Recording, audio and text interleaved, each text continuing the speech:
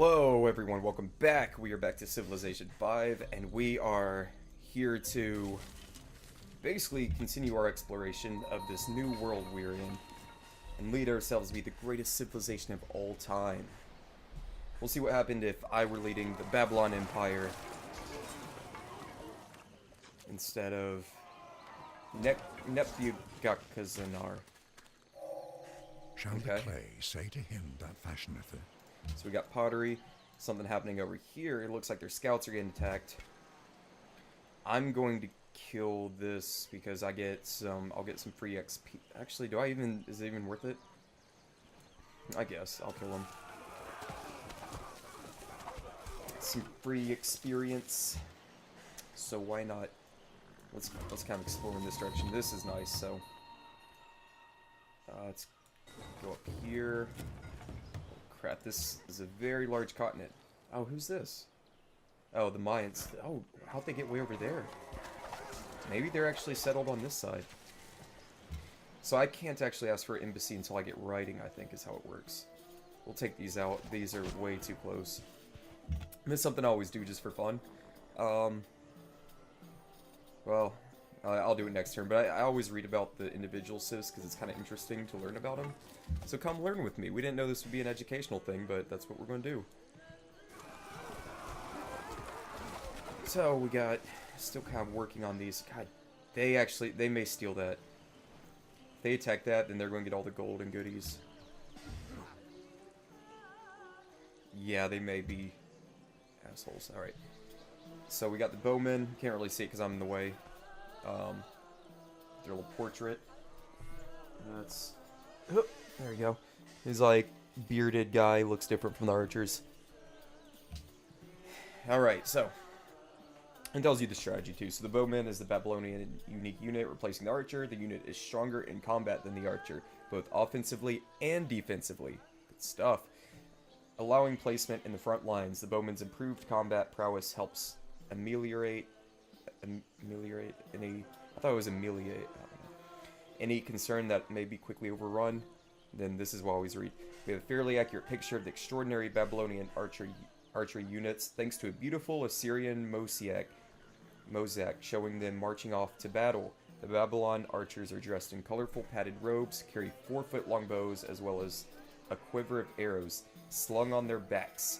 The archers also carry spears or daggers, doubtless for personal defense if enemy units get close, enough for hand-to-hand combat. So you can see, like, the historical accuracy goes through with the strategy of the unit. Separate units carry large man-height shields. Separate units carrying large man-height shields would accompany the Bowmen, providing, in effect, a movable fortress.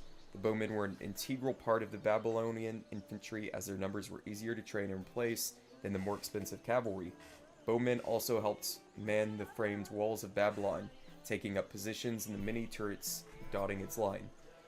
So, just in case you want to see, here's the... oh, that's the upgrade unit. It replaces the regular archer.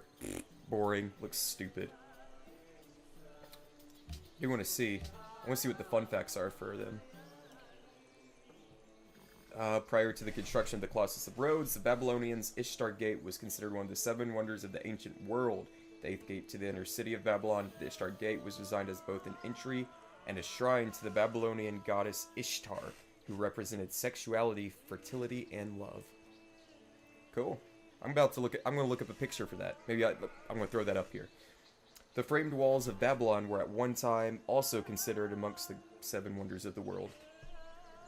The ancient Greek historian Herodotus, I'm so bad with pronunciations, recorded that these walls surrounded the city were 300 feet high, 80 feet thick, and 56 miles long, although his count is dubious in the eyes of modern archaeologists. That's cool. So, and that's pretty impressive for that time, right? 300 feet. There's 6 Flags rides that aren't even that tall. And we're talking about a defensive wall for fortification. Apparently walls for fornication. He didn't take it. So we're going to take this over. We're going to get, I think it's 30 gold. And hopefully we can expand. That river's not right here, is it? So that kind of sucks. That's alright. One thing, these turns move way quicker than when I had this on like a low setting, low res PC. Let's see. It's another thing, it's always really good to scout on top of hills because it lets you see a unit further. Clears out all this fog of war. So this is, you can do stuff like, I can increase my relations with city-states, so they're looking for investors, I could donate. I don't have enough, I think the minimum is 250. Don't really want to go up there because I'm going to get trapped, so let's go this way, because if they expand their borders right there, then I can't go through without breaking their borders. Garrison units cost no maintenance, and cities with garrison gain 50% range combat strength. So again, very good for defense. It's not super necessary right now, I'm just kind of getting it so I can move further down the tree. And I need to kind of almost have a worker. So I just killed that unit and they just spawned archers now, so that's just great. So cool, bro. Okay, let's see what's over here. I may be able to expand up here then too. I may be able to, this whole area, I may be able to cut off to make my own. Everything around here is rough terrain, so I think I'm going to stick with getting garage.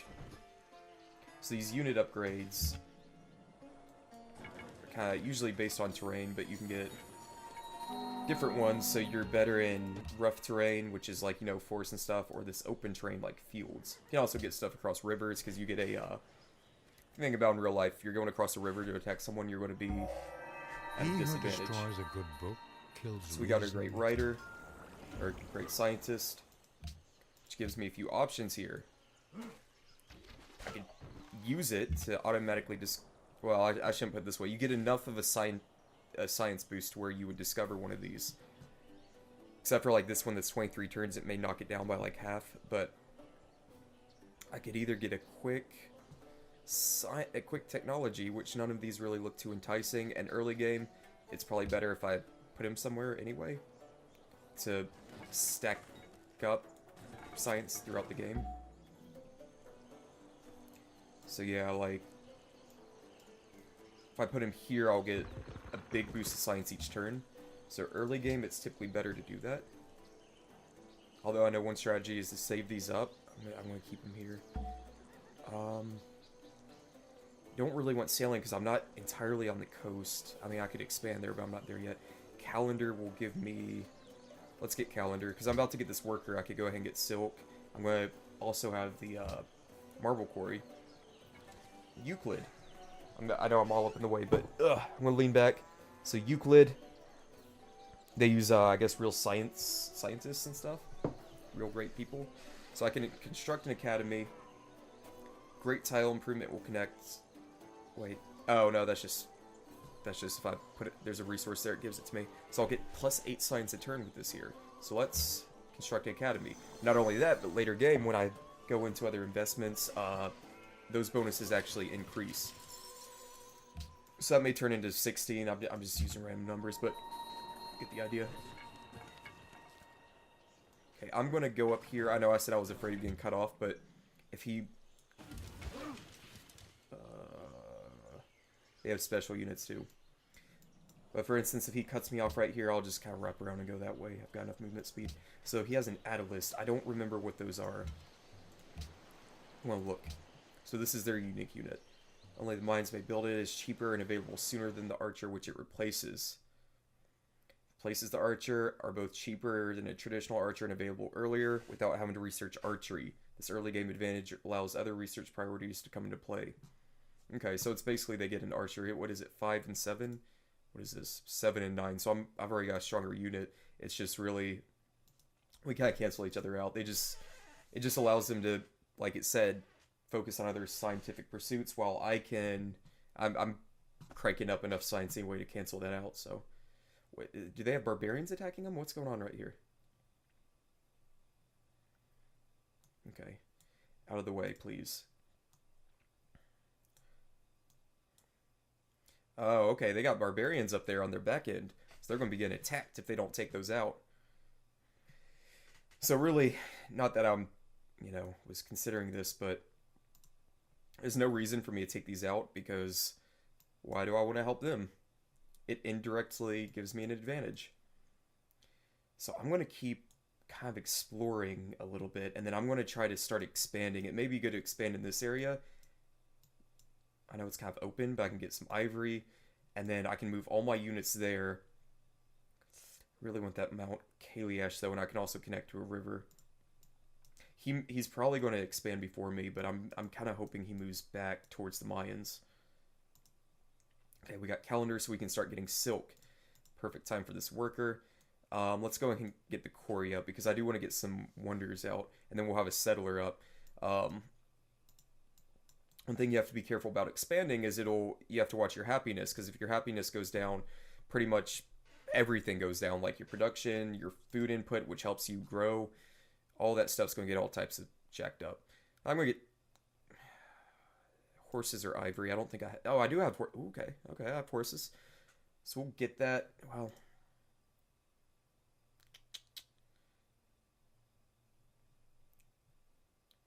no, let's start working towards like a national college and stuff like that. Okay, so we're going to move in. Hopefully we can get through there. I've kind of explored most of this, right? So, I mean, after this, I'm just moving my scouts down here. I should probably just kind of keep my warriors around this area, because I'm going to be moving this settler up here. It'd also be pretty good if I could get an upgrade there, but I think I need iron, and well, I'm not going to know if I have it yet until I research it, and then it'll show on my map if I have any near me, which usually it's in kind of like the colder continent areas, I think. I think that's how it works. Okay. So yeah, like, I mean, it's only 4 turns, so I'm already cranking out a lot of science because of this. You can see everything moved. You know, that was like 20-something turns is now only 12 turns. All this other stuff, it's only 4 turns, so I'm already getting some stuff going. Let's get that production up. Let's see. Yeah, sure, let's kind of see what's this way. I'm looking really good right now. So once I get this new city up, I'll have a pretty good defensive position by putting my Babylonian archers there. I can build walls of Babylon. Kind of set him there because I can see if I can kind of look ahead, see if he starts moving in this direction with the settler.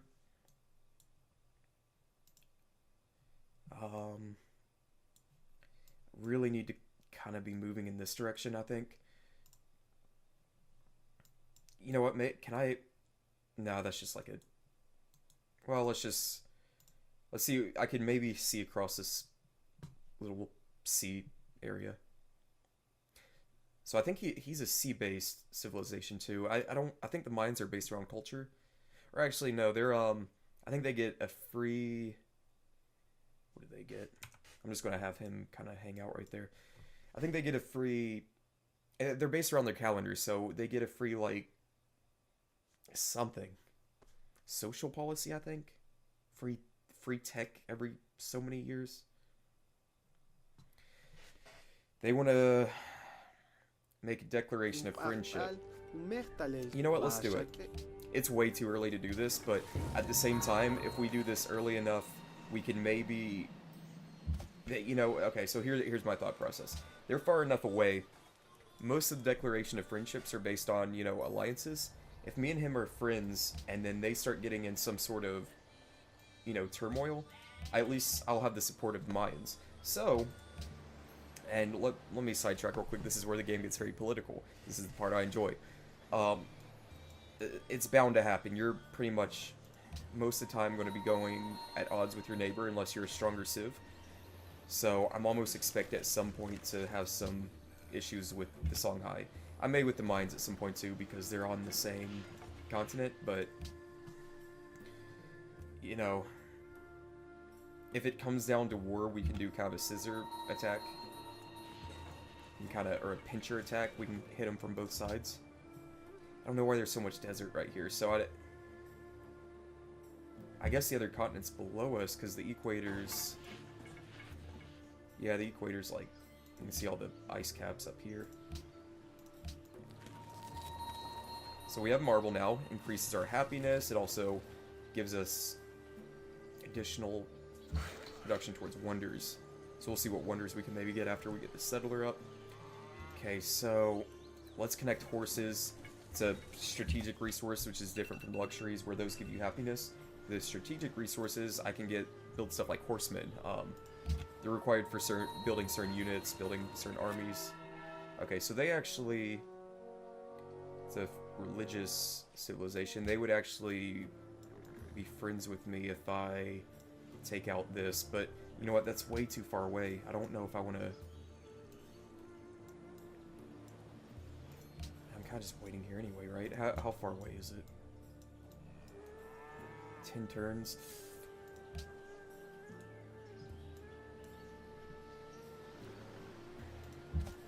Should I do it? Yeah, fuck it, let's do it. We're going to go on a quest. I'm going on an adventure!